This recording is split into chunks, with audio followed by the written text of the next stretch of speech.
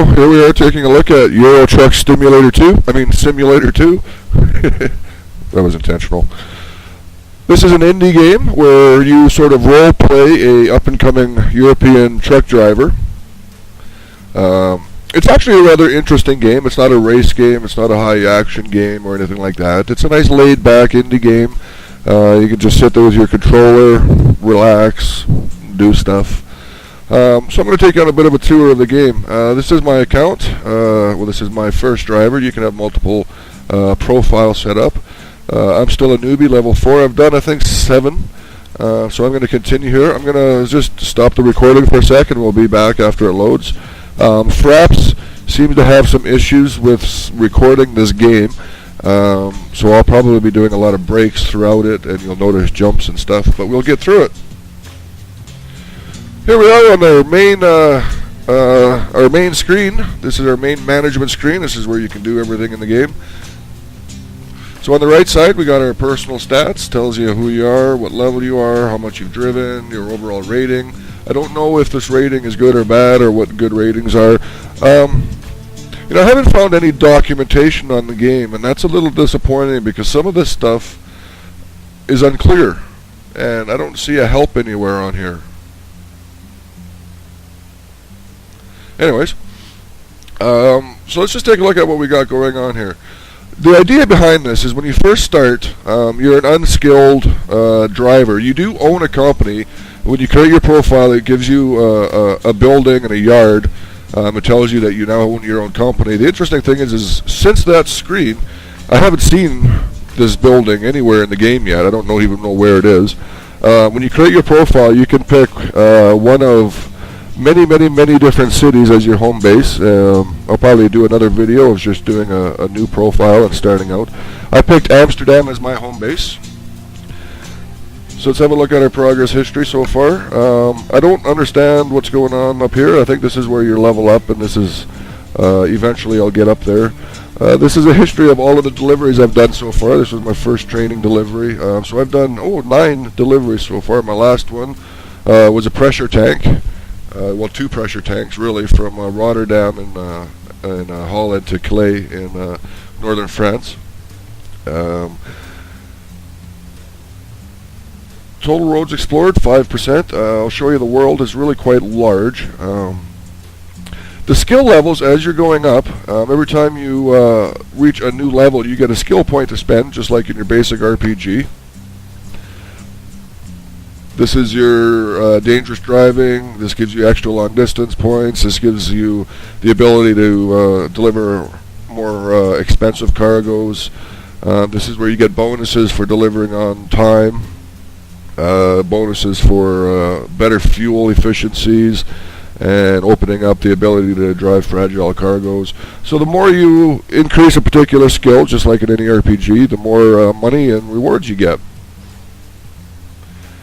There's an in-game email system. This is where you can be notified of, for example, truck dealerships. The bank tries to hit you up saying, hey, we'll give you a loan. You get emails from companies asking you for work. Another bank. Have a quick look at the world. Actually, you know what? Let's go to this option first. This is kind of cool. I like this. You have 2 options for radio. One, you can just... what happened there? I lost my link. You can just create a link in this folder to your music directory, and all of your music will be available in-game.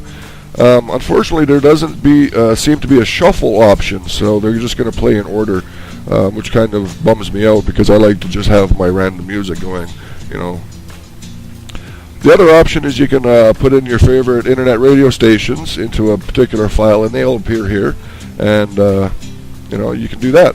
You can listen to internet radio. I like this option. I was usually listening to Metallica as I was driving around.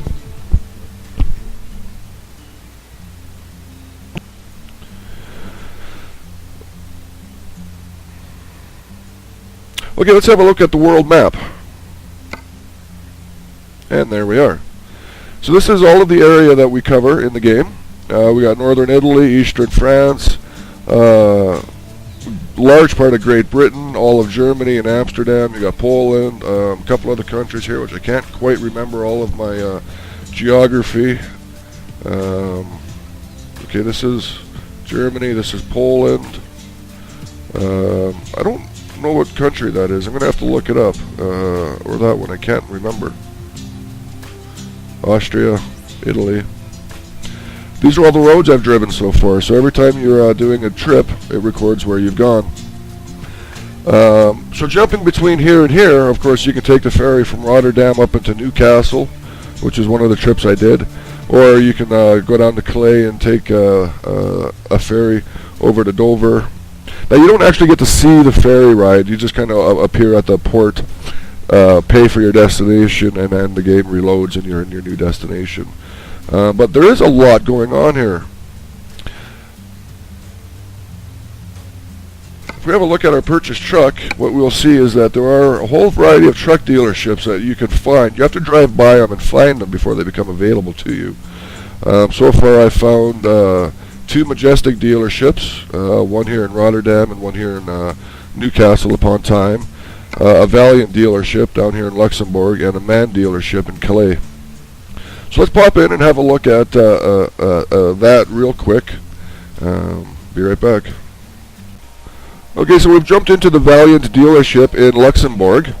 This is where you can go to buy your truck. When you start off in the game, you start off with no money, and then you just pick up jobs and you try to earn money, and the banks can, you get loaned from banks to buy trucks. Some trucks don't open up until a certain level. This is a pretty basic truck. It's only got, well, actually this isn't a bad truck, 600 horsepower. Huh. Maybe I'll buy that truck. But there's other trucks that are much nicer, but they don't open up until much higher levels either. Level 12, that's pretty far away. That's a cool looking truck, 140,000, opens up at level 10.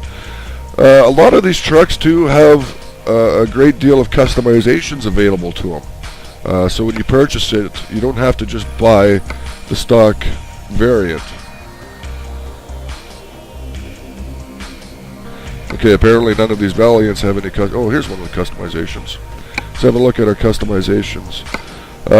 And again, some of these options don't open up until later on, but you can change your cabin around. You don't even get to look to see what you can expect. Different chassis, which I assume we got heavy load chassis maybe or something. Different engines, probably considerably more powerful or fuel efficient engines. Interior options. Left-hand, right-hand drive. You do a lot of driving in Great Britain, so you might want a right-hand drive. I did do a right-hand drive truck already. It was a little bit odd. Changing your color, of course. Some external options, which I don't get to see here yet. You probably need to have a beacon if you want to do heavy loads or extra wide loads. Oh, a bull bar, eh? You can put on some bull bars. Dragonflies, cool. Nice wheels. So a lot of different options. You've even got some internal options. This truck doesn't actually seem to have any internal options.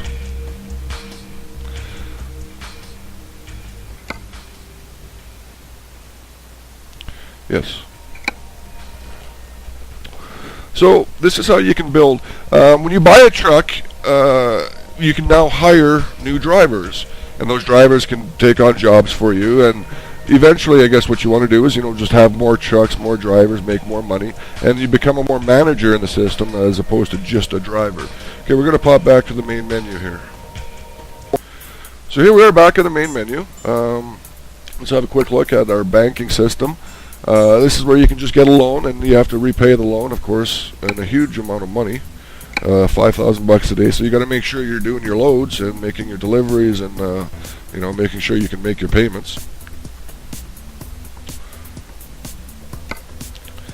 To pick your job, you got your job market here. I'm gonna just stop this and come back in a second. I'm gonna do this because Fraps, like I said, has recording, and I never know exactly when it screws up. So, okay. So when you're just a driver, you want to go to your job market. You have your options. You got your freight market. This is if you own a truck and you have drivers, or you want to just drive your own truck. You go to your freight market and pick up jobs. But otherwise, since I don't have any of that, we just do the quick jobs. You got a nice list. You can sort any which way you want. When you click on it, it'll show you your route, give you some information about the route, tell you what type of load it is, heavy or oversized, And there's a lot of jobs to choose from. You can see we got a ton of pages here. Excuse me. Some of them are short distance, some of them are long distance, some of them go over the channel. There's a ferry ride. This one is from Duisburg in Germany up to Newcastle. Lots of options for you. You can do some short jobs or some inexpensive ones. The more experience you get, the more levels you go up, the more money you make per job. Like this is a $7,000 delivery plus €21 per kilometer. This is over 300 kilometers, so that's a pretty good chunk of change you're going to make there. That's you're going to make over about $12,000 on that delivery. There's another oversized cargo load. So this is a Digger 1000. That's probably a hoe. You got logs, lots of logs, sand, iron pipes, different companies, different types of trucks. I'm looking for just a shorter delivery, just to show you what's going on. That looks like a pretty short delivery. What was that? The Digger, no, cheese from Rotterdam to Brussels, Belgium. Not a very long distance. 130 kilometers. That'll be a good one to do the show on. It's cheese. It's not a very decent load. Apples, sugar, more cheese, pressure tanks. What's the pressure tanks? That's a nice short run too. That's even shorter, 125k. Furniture. Ooh, a reservoir tank. That one's probably an interesting load. These are all like different trailers, and your trailers are actually pretty good looking. And I'm just wondering if I can find something that might be an interesting load to look at. Nah. I'm going to exit here for a minute. Okay, now I'm going to show you some of the options that are available in the game real quick. Graphics, audio, gameplay, keyboard, and controls. Let's have a look at our graphics options first. There are a ton of graphic options, so pretty much any system is going to be able to get a good combination of performance and visuals. I, of course, have everything set up on ultra at highs. I have a pretty good system. For an indie game, it's not an entirely efficiently performing game, so you'll want to actually turn some of these off. Like I said, the performance isn't very efficient, so your frame rates aren't going to be as high as you might expect for a game that doesn't have the visuals of like Crysis or Far Cry 3. But that's okay. Audio options are pretty basic, master volume and whatnot, nothing special there. If you had your radio set up, this would be, of course, your music volume. I'm going to keep that low. These are the gameplay options, and this has a really neat option that I like. I got to turn my braking intensity down. It was a little too high before.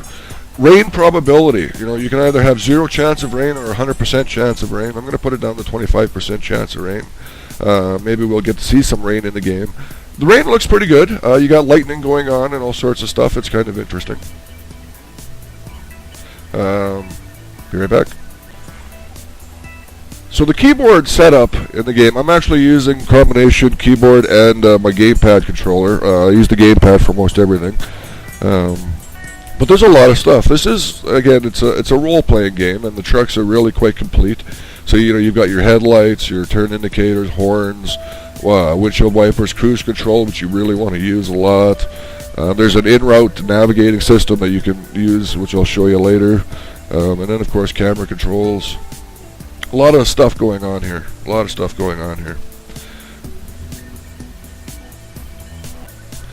Now, as I said, I use a gamepad to drive with. And what's really nice about this company is they actually went ahead and put in both sensitivity and linearity options, which is fantastic. I wish every driving game did this. It just makes sense. So the linearity, of course, makes it a lot easier to steer with, and the sensitivity you set up to be as fast as you need it to be. Normally in a racing game, I use the old style controller setup where I would normally use the right stick for throttle brake and the left stick for steering.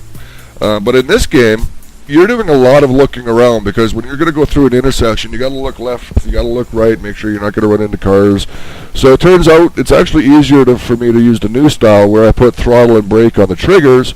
I use the right stick for looking around, and the left stick is still steering. And then all of the buttons that I've got set up for wipers and cruise control and everything. Alright, well, let's pop into the job market and pick ourselves a job and get into the truck. I'm going to go back to one of those shorter deliveries. Where to go? Oh, cement. That's a pretty heavy load, I bet. Great Britain.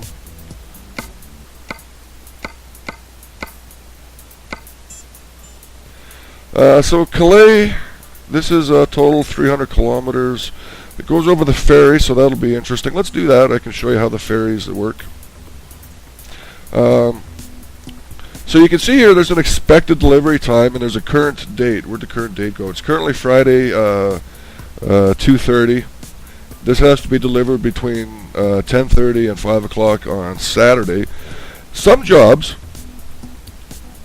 depending on where you're going, you actually want to stop for somewhere and take a rest. Otherwise, you end up delivering too early, and you'll lose out. You'll lose out on XP points if you're too early, and you'll lose out even more XP points if you're too late. You always want to be in your delivery time, so you kind of got to pay attention to that as well. But let's take the ferry trip and have a look at how that works. I'm going to exit the recording because the loading screen that pops up here seems to have issues with Fraps.